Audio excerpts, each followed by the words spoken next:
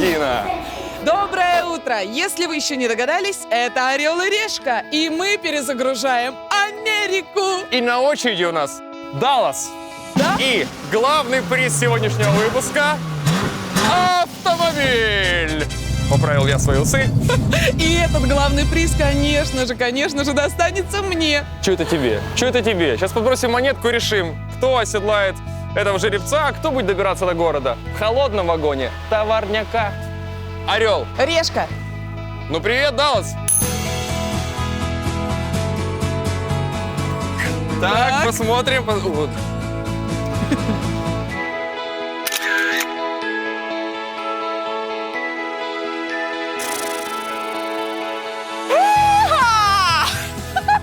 Тошка, это же ж получается. Какая машина, какая машина. Я хоть прикоснулся. Куда ты лезешь? Ты моя лошадка. Жадина, Ты мой авокадина. жеребец.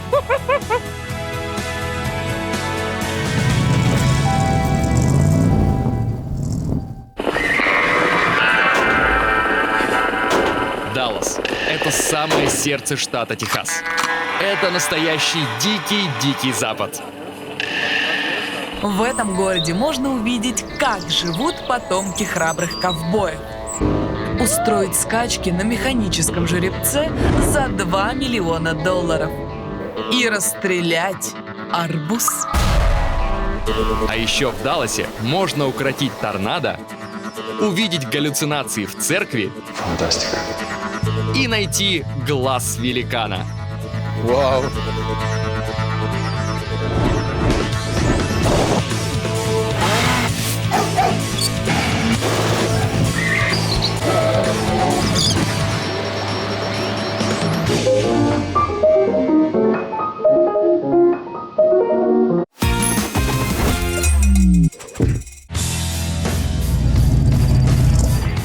Знакомьтесь, мой жеребец на ближайшие 2 дня. Челленджер. Dodge Challenger. Литые подковы. Какая холка. Именное тавро. Блестящая шерстка.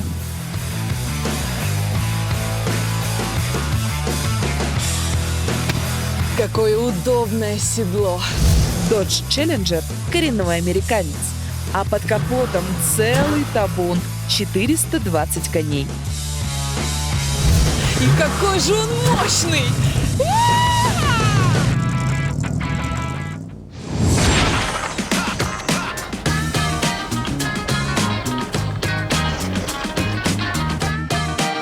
How can I get to the city?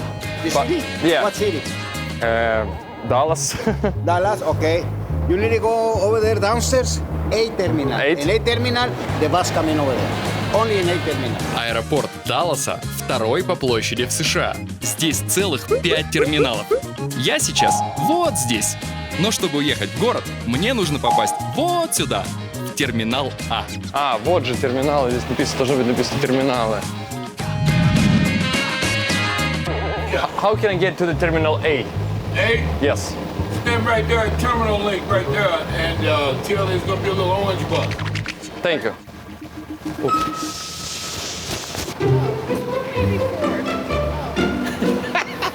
Next bus. It's your cameraman? Really? I'm asking, no? Oh, I don't know. Okay. Who's that? I don't know. I thought that... Next bus coming soon. Ah, Go to A. to A. After 2 or 3 hours, minutes. Радует одно. Автобусы, которые ездят между терминалами, бесплатные. Поезда в город отправляются из терминала А. Пошел искать поезда.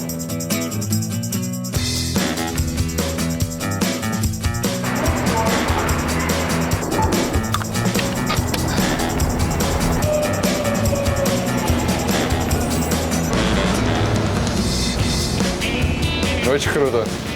Я сам в своем личном поезде. Он, мне кажется, не красного цвета, но очень даже ничего. Спортивные машины, это, конечно, хорошо, но в них есть один существенный минус. Там вообще нет места. Там у тебя ноги находятся в районе ушей. То ли дело поезда. Здесь как хочешь, братан. Вот как душа пожелает, вот так вот и раскладывайся. Вот жалко, что я гимнастикой не занимался. Так бы сейчас, ребят, я тут вам шпагат вот так вот здесь закрутил бы.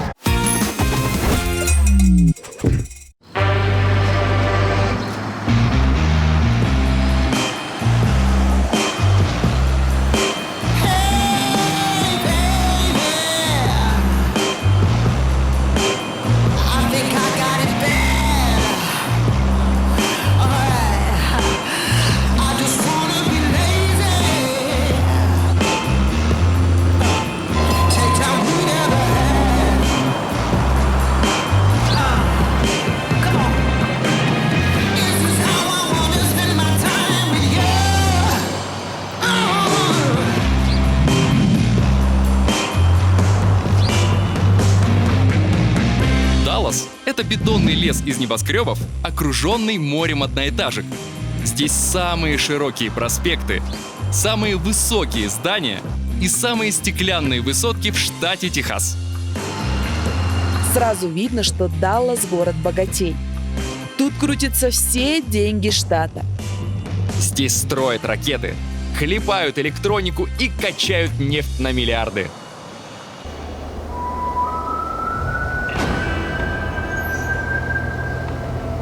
Только непонятно, кто тут все это делает. Я за полчаса не встретил ни одной души. Куда же они подевались, а? Ну не может такого быть. Город нормальный, газончики, лужайки, все красиво. Саня, а фильмы про зомби не здесь снимали, нет? Не помнишь?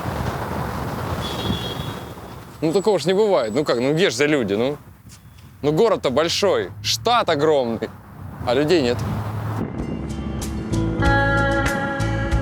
Может, здесь какой-то комендантский час? Ну, такое ощущение, что Даллас построили, но еще не успели заселить его людьми.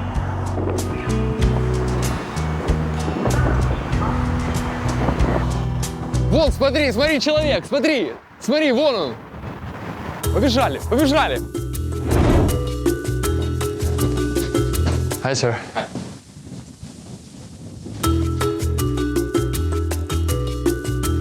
Смотри, еще одна. Вон еще идут. Сашка, это золотая жила, здесь есть люди. Здравствуйте. Получается, что они не ходят по улицам, а пользуются только этими переходами от одного офисного здания к другому. Здравствуйте. Хочется всех обнимать, просто пожимать руки. Hello. Have a good day. Hi. Здравствуйте. Hello. Мне кажется, что это не единственный переход, что их здесь очень много. Давай попробуем пройти. Вот еще один переход. И в следующем здании есть еще. Все офисные здания Далласа соединены паутиной надземных и подземных переходов. Их придумали для того, чтобы разгрузить трафик в городе.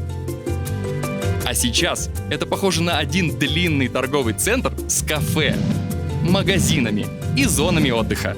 Но абсолютно пустой.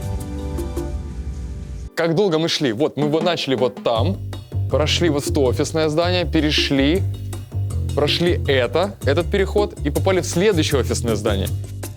Тут же выход на парковку и выход в следующий тоннель. Я понятия не имею, где мы вышли, а одно я знаю точно, мы в Далласе, и это даунтаун. В лабиринте небоскребов притаилась одна местная достопримечательность – часовня Благодарения.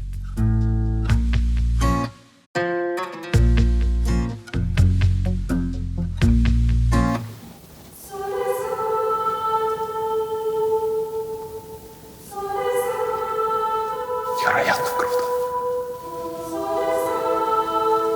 А вот эта спираль – один из самых больших витражей в мире. Символизирует бесконечное развитие человеческого духа. Если ты на нее смотришь, там больше 30 секунд, кажется, что она закручивается.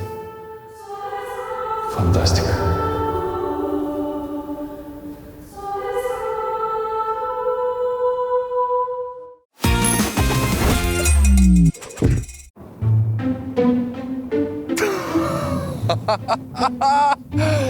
Глазам своим не верю. Вау. Какой он большой.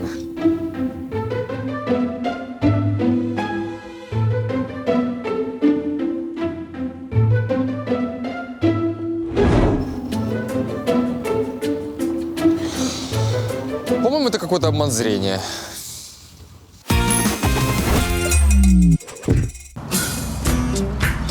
В прошлый раз Жанна и Андрей остались не в восторге от Далласа. Но раз уж мы перезагрузка, то я подумала, а почему бы мне не перезагрузить современную жизнь ковбоев? Так сказать, узнать, прочувствовать и понять, чем же дышит современный Дикий Запад. А? Техас – это символ Дикого Запада. Говоришь «Техас» и представляешь себе ковбоя в шляпе и с лассо на легком коне. Поэтому эти 2 дня я проживу как современная ковбойша. Прощай, Настя Ивлеева. И привет, малышка Анастейша Ивли из Далласа. Ну что ж, начнем с выбора коня. У современных ковбоев лошадки железные. Они резвее и гораздо дороже, чем раньше. Воу-воу-воу! Какая элитная конюшня! Обалдеть! Это да!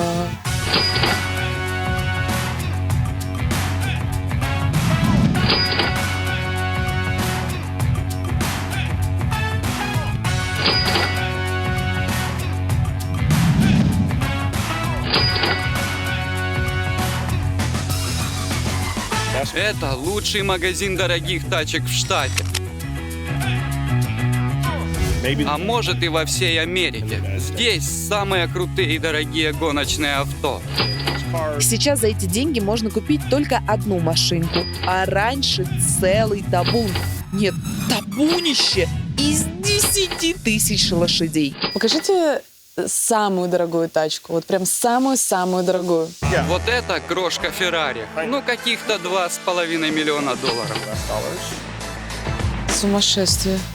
$2,5 миллиона. Машина.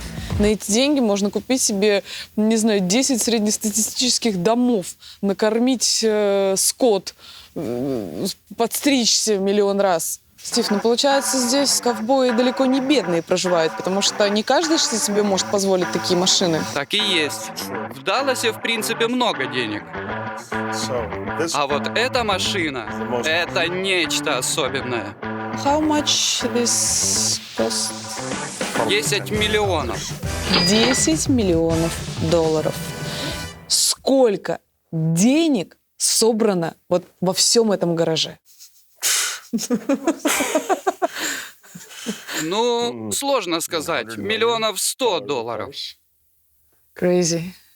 В этом салоне я возьму машину, чтобы погонять на ней в стиле современных ковбоев. Как это? Скоро увидите. Даллас – очень странный город. Тут нет людей, но есть аж 3 бесплатных общественных транспорта, чтобы возить их по даунтауну. Автобус и 2 трамвая. Новенький и старенький. Итак, друзья, держите лайфхак, как часами не ходить по городу, но все увидеть. Находите столбик вот с таким значком и ждете бесплатный трамвай. Ждете 5 минут, 10 минут,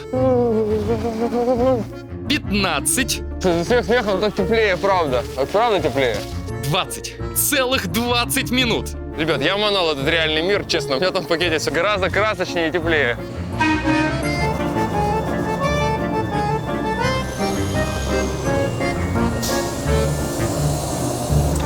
Вау. Это бесплатный трамвай. Надеюсь, что хоть здесь я встречу людей.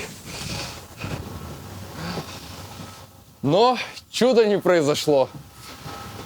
Людей как не было, так и нет. Даже в трамвае. В теплом трамвае. Сейчас это очень важно. Слушай, ну что-то не так с этим городом, ей-богу. Что? Я не могу понять. Где они все? Куда их подевали?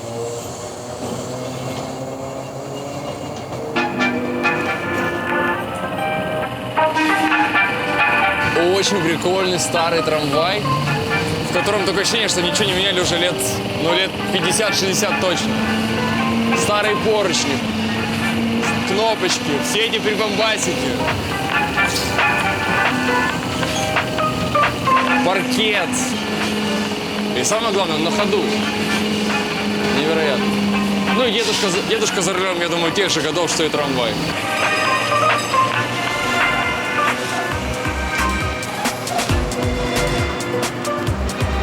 этот трамвай курсирует только по даунтауну. Но так как за пределами даунтауна в Далласе в принципе делать нечего, поэтому вот этот транспорт — это просто идеальная находка для туристов. Ватрушечка ездит постоянно, стоит ничего, тепло и красиво.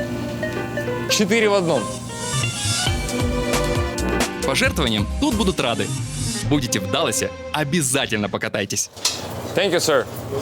Thank you. Итак, Lamborghini Aventador за $1 миллион.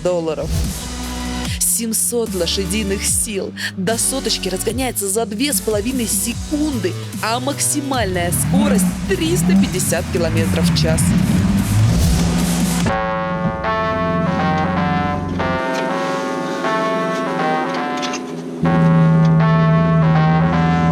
Ну все, ребятки, мы выезжаем в поток.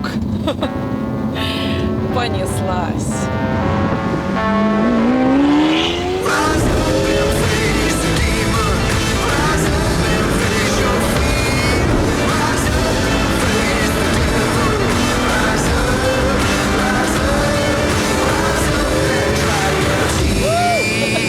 Я себя сейчас чувствую как в играх. Знаете, типа Need for Speed или GTA.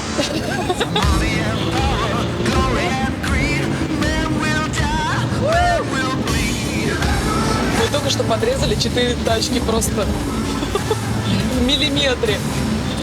100 км в час. 120. 150. 170. Современные ковбои не рассекают по гоночным трекам. Они в наглую лихачат на обычных городских трассах. На такой тачке, конечно, чувствуется дикое превосходство на дороге. Во-первых, потому что ты на крутой тачке, и все машины невольно расступаются перед тобой. Это, конечно, ни с чем не сравнить. Я сама себе сейчас завидую. Главная фишка таких гонок в том, что пока ты несешься, тебя фотографируют камеры, а потом присылают штрафы за превышение скорости, где цифры с 3 нулями. Техас – щедрая душа. Я тоже погоняю с ветерком по Далласу, причем абсолютно бесплатно. Для этого туристу достаточно скачать приложение, просканировать код и оседлать свой двухколесный мустанг. Я приехал в район Deep Ellum, в котором очень много классных уличных объектов. И сейчас я вам все расскажу.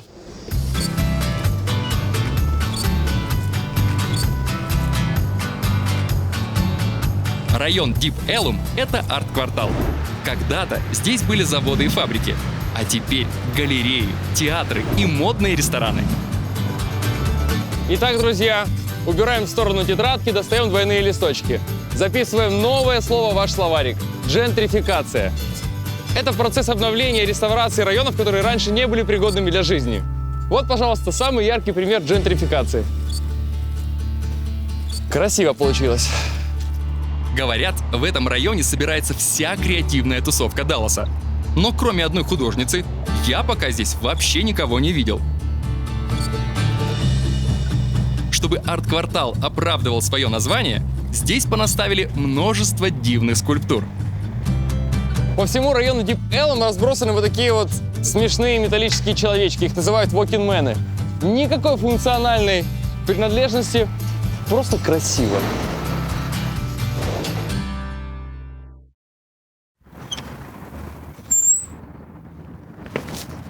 Ну же. Чё? Все, да? Если бы я внимательно читал правила, то увидел, что бесплатно на велике можно ездить только первый час, а дальше педали блокируются. И чтобы снять блокировку, нужно заплатить. Единственное, что радует, я не один такой раззява. Все, халява кончилась. Дальше пешком. Спасибо. А вообще, за полдня в Далласе я понял важную вещь. Даллас не такой, как все. Здесь есть все для людей, но людей для этого всего нет. Есть трамваи, на которых никто не ездит. Есть широкие проспекты, по которым проезжает 2 машины в час. Есть целые арт-кварталы, где рисует всего один художник. Какой-то город-призрак.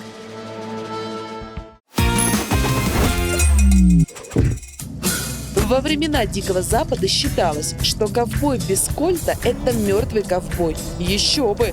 Когда в тебя из лука целится индеец или гонится стая голодных койотов, спасает только пуля.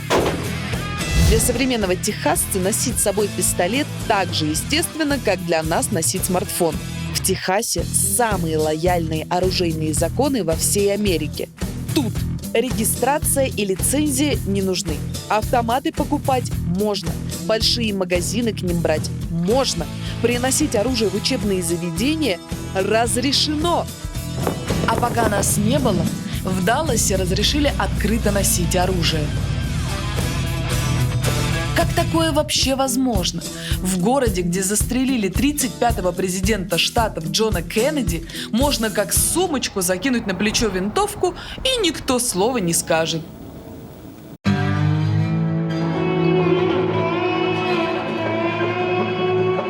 В Техасе оружие продают на сайтах объявлений, как у нас старый пылесос. Купить пистолет можно за 300, 500 или $700. А вот оружие посерьезнее стоит уже пару тысяч $. Тема доступного оружия разделила Америку на два враждующих лагеря. Одни считают, что все должны иметь право на самозащиту.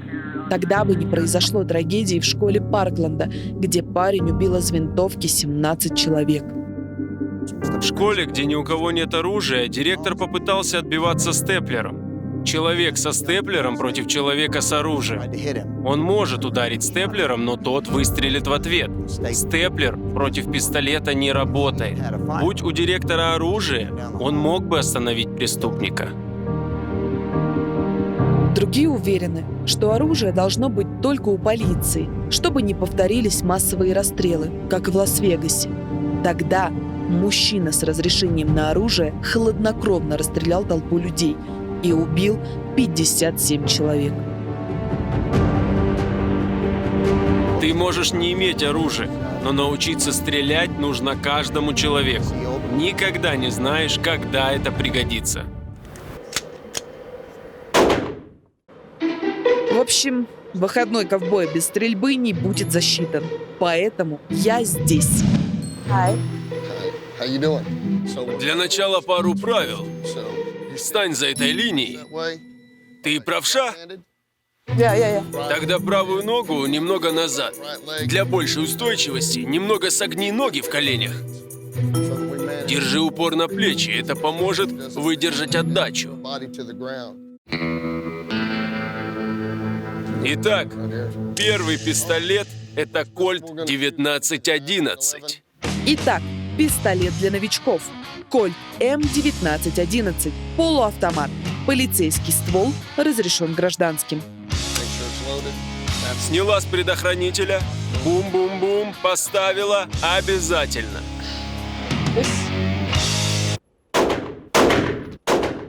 А это пушка уже для более опытных. Glock 17. Самозарядный пистолет. Особенность – нет предохранителя. Принцип – бери и стреляй.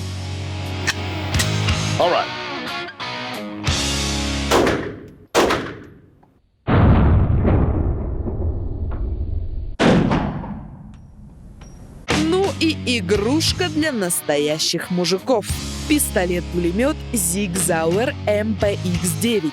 Скорострельность 850 выстрелов в минуту. Разрешен только военным и полицейским.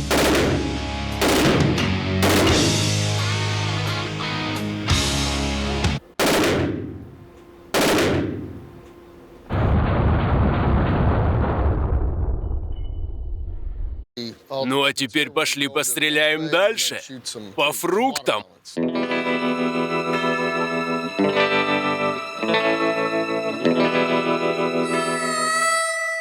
Либо попадаешь и разбиваешь, либо ты лузер.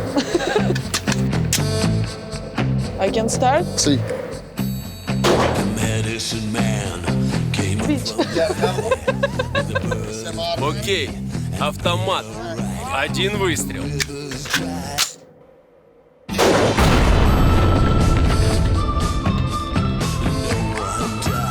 Вот это другое дело. Все. приноровилась, присмотрелась и уничтожила его с лица земли. Начинается настоящая вот прям игра, настоящий адреналин. И вот на арбузах гораздо круче стрелять, чем на бумажных мишенях. Я неплохо накрутил себе аппетит на велосипеде и решил пообедать. Туристам с небольшим бюджетом местные советуют идти в мексиканскую забегаловку «Голубой гусь».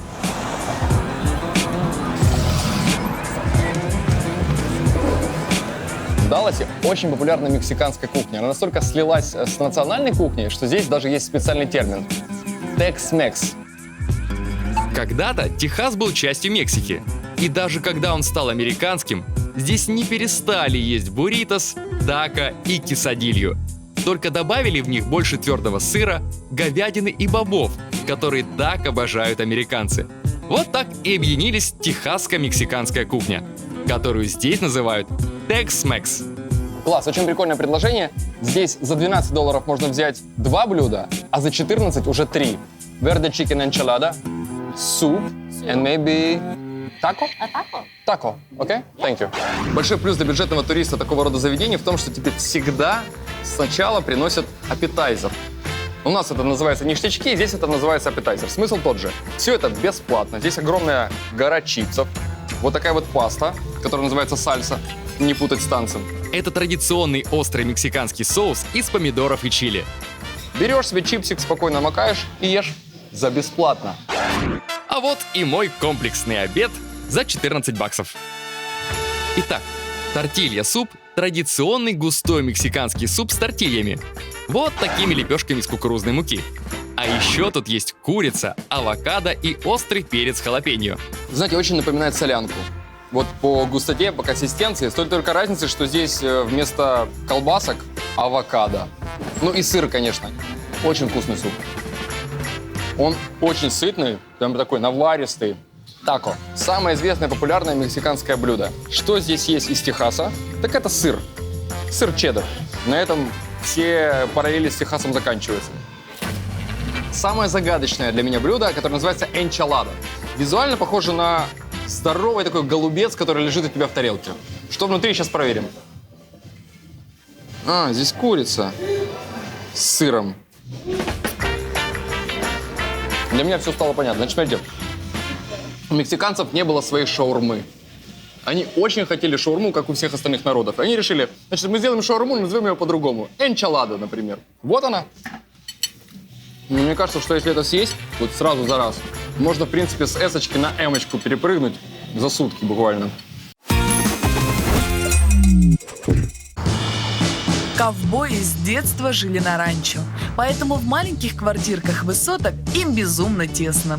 Современные ковбои строят себе огромные особняки за городом, которые стоят десятки миллионов долларов.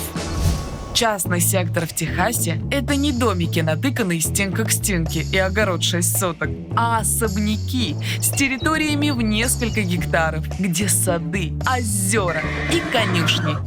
Боже, какие дома! Вот посмотрите, пожалуйста, да? Просто лошади пасутся на территории. Ферма. Реально, я такое только в кино видела. Один из таких домов я и арендовала себе на эти выходные. Кажется, мой дом. Да, мой. Очуметь. Серьезно? Я буду одна в этом доме жить? Нет, не может быть, чтобы этот дом целиком был мой.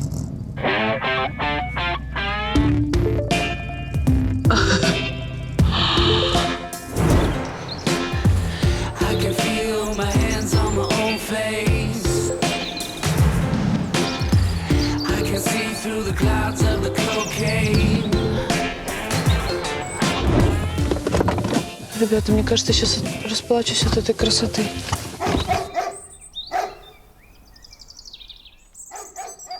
Гайс! За 7 лет, которые нас не было, в Далласе прилично подорожало жилье. Снять номер в придорожной гостинице стоит минимум $50. Это ровно половина моего бюджета. Но выход есть. сесть в поезд и уехать в пригород Далласа.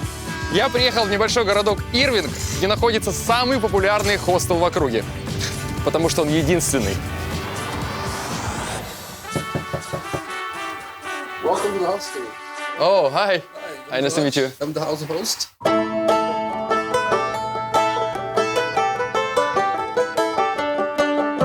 Standing here, crisp and clear, with half a smile. Ночь в хостеле «Дикий Запад» стоит на $20 дешевле, чем самый захудалый номер в Далласе. И еще и завтрак включен. Значит, я расскажу, почему лично мне в хостелах иногда жить приятнее, чем в гостиницах. Вот такого домашнего уюта никогда такого не будет в дорогих отелях. Куча всяких деталек. Ты хочешь рассматривать и рассматривать и рассматривать. Просто ковбойские шляпы. Мы же все-таки в Техасе. Ну, красиво же, они же настоящие. Карта племен Америки. То есть можешь просто час потратить, разглядывая все это убранцы. Мы лучшие друзья. Что, гайс, побегаем? Погнали. Эй!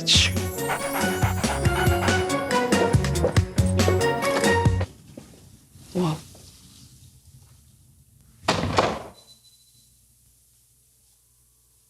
Я точно в дом попала, а не в Эрмитаж. У меня действительно складывается впечатление, как будто я сейчас попала, знаете, в музей. И здесь нельзя ни в коем случае ни до чего дотрагиваться. Насколько здесь все габаритно, роскошно, богато.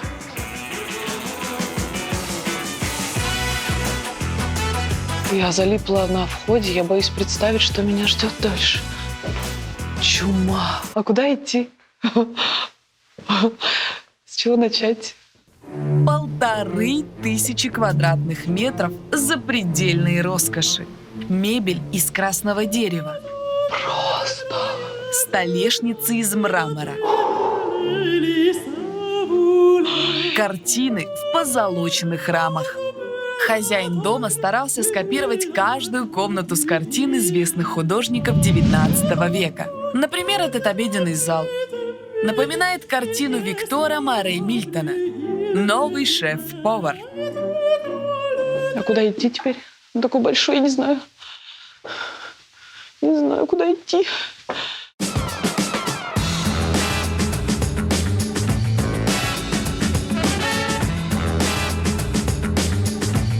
Вы серьезно? Это же целый банный комплекс. Это не ванна, это... У меня квартира размером с эту ванну. А здесь это просто помыться и почистить зубки. Это сейф, да? Неудивительно, почему он такой большой. Чтобы содержать такой дом, вот именно столько денег и должно быть у человека, такая зарплата. И это был только первый этаж. Вы только посмотрите на эту люстру из хрусталя Сваровски, будто из театра привезли. Стоит такая $70 000, как мой Dodge Challenger. Мне кажется, тут надо только в бальном платье ходить. Слишком красиво, чтобы быть правдой.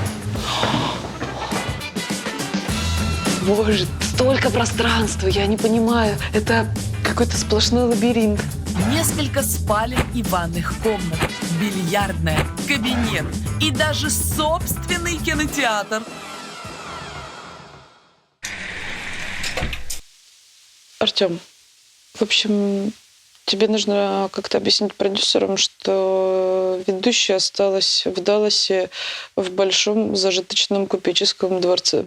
И этот королевский дворец хозяева сдают за $15 000 в сутки. В этом доме есть зеркало с секретом. Каким? Сейчас узнаем.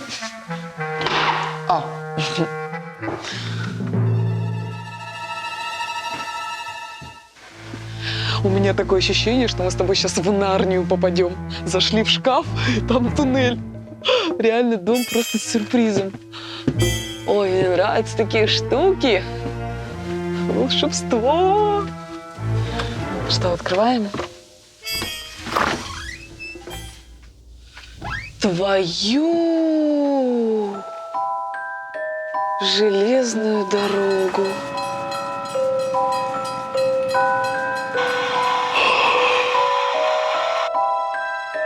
Серьезно? Это просто невероятно. Боже мой, ребята. Я не понимаю, как это может быть все взаправду. Господи, если бы мне было 15 лет, я бы уже на входе сознание потеряла. Это же просто невероятно. Это просто фантастически. Вокзал, смотри, даже детишки, все с рюкзачком. У далласских миллионеров дорогие игрушки. Такая железная дорога стоит $50 000, как однокомнатная квартира. Даже звук есть. Работники работают. Ай, обалдеть. Это слишком невероятно. Ну, вот как настоящий, самый настоящий лес.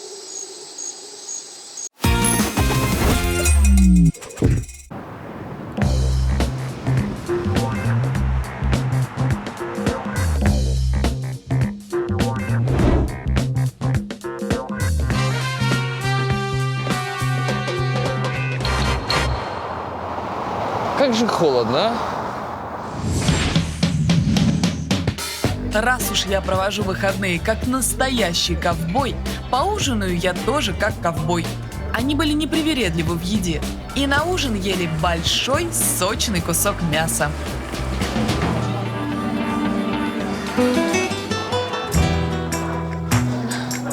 Знаете, выглядит так, как будто настоящий ковбойский стейк перезагрузила современная кухня. Потому что все так аккуратненько, столько деталей, сервировочка. Пахнет просто фантастически. Ощущение, как будто вот ты только-только пробуешь горячий свежий шашлык. Ну и в целом вкусное, нежное мясо. Честно говоря, Даллас не самый тусовочный город. Поэтому вечером лучше посидеть у камина, выпить горячего чаю.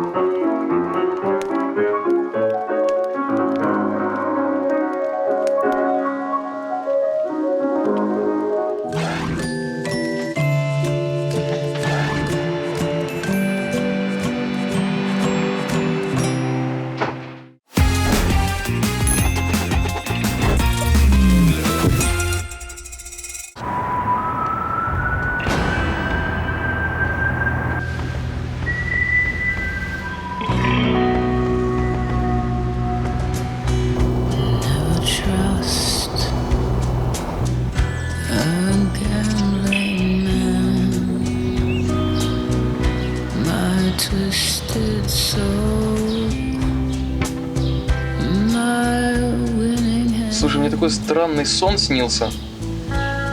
Мне снились люди. Приснится же такое в Далласе, а? Как думаешь, вещи? Нет. Жаль.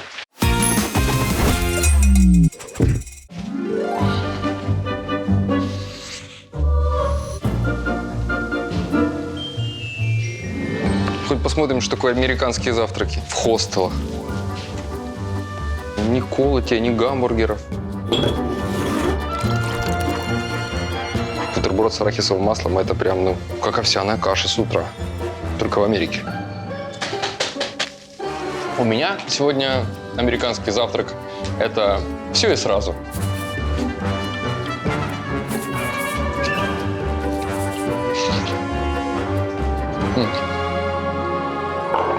Когда завтрак включен в стоимость, он не может быть невкусным. Мы в «Орел и Решка» всегда говорили, что ходить по музеям – это скучно. Но мир стремительно меняется, а вместе с ним меняются и музеи. И в перезагрузке мы уже не раз доказали, что музеи могут быть веселее парков аттракционов. Итак, сегодня на очереди Далласский музей науки. Ну, посмотрим, что тут есть. какие прикольные капитошки, сказала бы Настя. Она же даже не подозревает, что это просто молекула воды. Итак, в Далласском музее науки можно побывать в космосе и на расстоянии вытянутой руки увидеть Меркурий. Чувствуешь себя как будто на командном пункте космического корабля. А это все клингонцы, которые обслуживают его. Я вам сказал быть где. Идите в двигательную. Еще угля подбросьте, давайте. Алло, Настя, ты сейчас умрешь.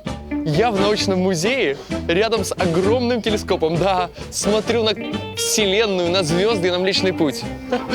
Ну да, нет, магнит тебе не привезу, денег нет.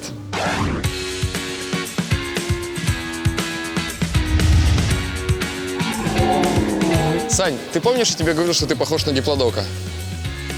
Это неправда, Саш, потому что диплодоки вымерли, а ты еще очень даже ничего.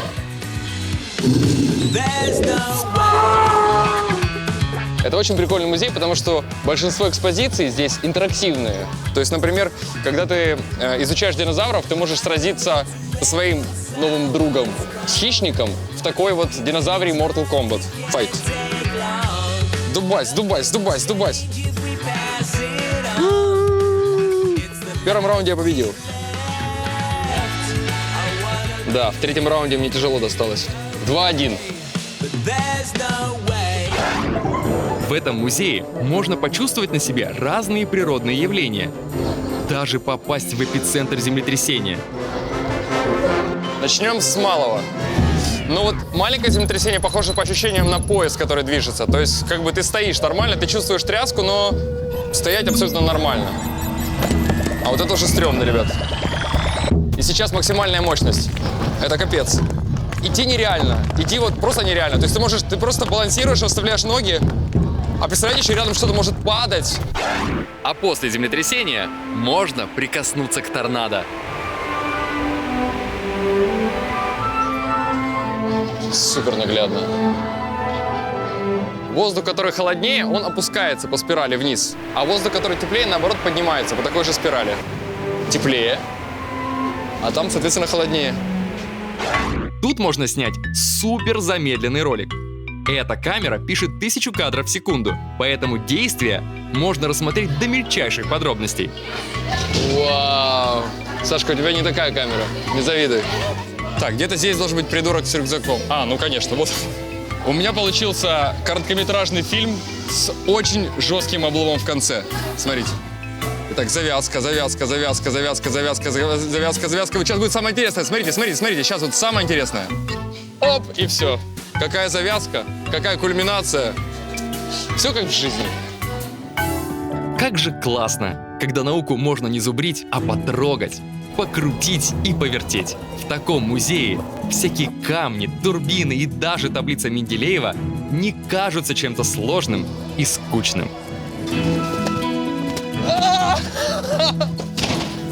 Если бы у меня была такая школа и был такой музей, то я думаю, сейчас бы, ну, Нобелевки бы не было, но профессором бы запахло 100%. Рабочая неделя у ковбоев была на износ, поэтому в выходные они старались максимально накопить сил на рабочие будни. Сейчас, чтобы расслабиться, современные ковбои арендуют себе яхту и едут провожать закат. Вот она, моя красотка. Настя.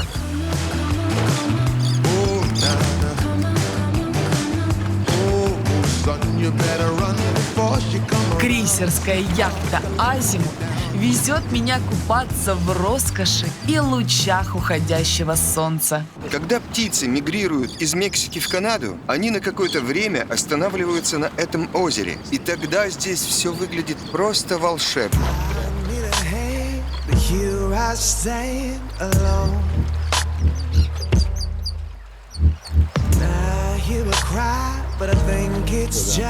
На, надевай капитанскую кепку.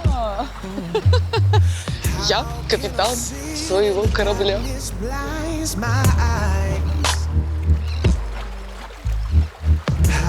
Я вам скажу, что ковбои неплохо перезагрузились. Если учесть тот факт, что раньше это были просто пастухи, то сейчас они чувствуют себя очень даже неплохо. Вам может показаться, что ничего сверхэксклюзивного в вечерней прогулке на яхте нет. Но ради таких моментов и хочется путешествовать. В них есть особая магия.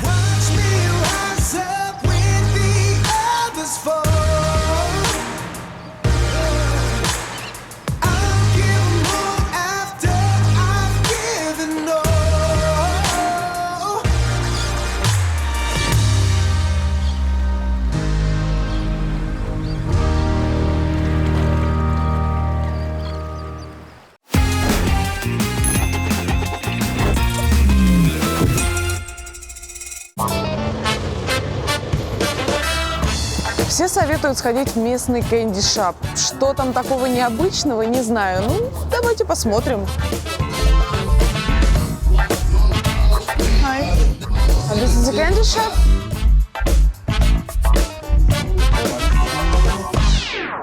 Что это сейчас было? Вот это зашла за карамелькой. I go for the OG. Slow-mo like the veins pump codeine. Yeah, used to hand the dope fiends. Going to 60 seconds watching Belly. Full screens. Это мне напоминает какой-то фильм, когда заходишь в конфетную лавку, а потом попадаешь в ночной клуб. Тут еще по традиции должны такие девчонки крутиться на шестах. Все должны предлагать мне шампанское.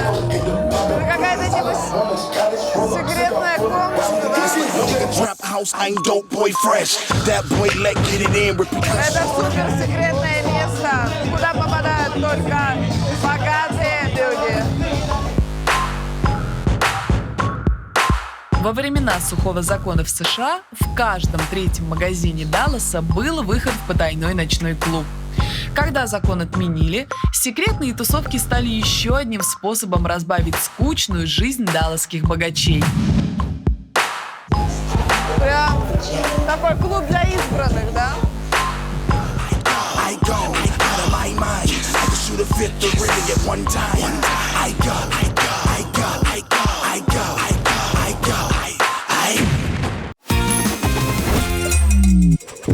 Если вдруг вы окажетесь в Далласе и захотите приключений, но у вас не будет на это денег, отправляйтесь на поиски клада. Чтобы найти заветные $100 в Далласе, отправляйтесь на Джуниус-стрит. На пересечении с улицей Фейр Парк Линк в кустах возле многоэтажного паркинга и ждет вас подарок от перезагрузки. Вперед на поиски! Будут вам и приключения, и деньги.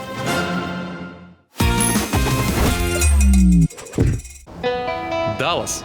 Он такой единственный. Вон, смотри, человек, смотри! Попадая сюда, ты на 2 дня становишься хозяином этого города. Я капитан своего корабля. Хоть с мелочью в кармане. Вот как душа пожелает, вот так вот и раскладывать. Все это бесплатно. Хоть с безлимитом на карте. Я буду одна в этом доме жить. У меня квартира размером с эту ванну. Но когда собираешься уезжать, начинаешь по нему скучать и волноваться. Как он будет здесь один без тебя? Не снились люди. $10 миллионов. Ну, теплее, правда. А куда идти теперь? Алло, Настя, ты сейчас умрешь. Все, халява кончилась. Ведущая осталась в Далласе в большом зажиточном купеческом дворце.